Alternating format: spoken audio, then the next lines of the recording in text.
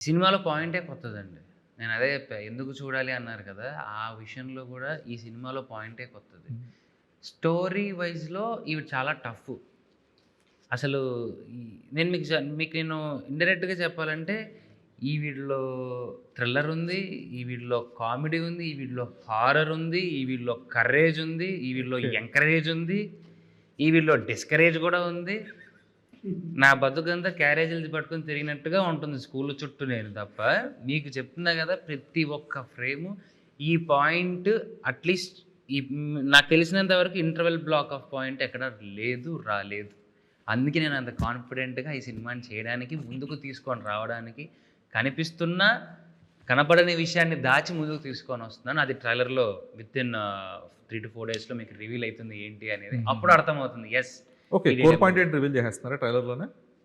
Obviously ఇంక చేయకపోతే సినిమాకి ఇంక ఎలా వస్తారు? రారు కదండీ. కానీ అంటే ఇప్పటిదాకా రాని పాయింట్ అన్నారు కదా, అది అవును, ట్రైలర్‌లోనే చెప్పేస్తే ఎంతవరకు ప్రిఫరబుల్ అని? మొత్తం పాయింట్ చెప్పట్లేదు. అదే. జస్ట్ ఇంటిస్తున్నాం అంతే. అంటే ఏదో ఉంది, అంటే ఇక్కడ ఏదో ఉంది, అది ఏంటి? అదేంటి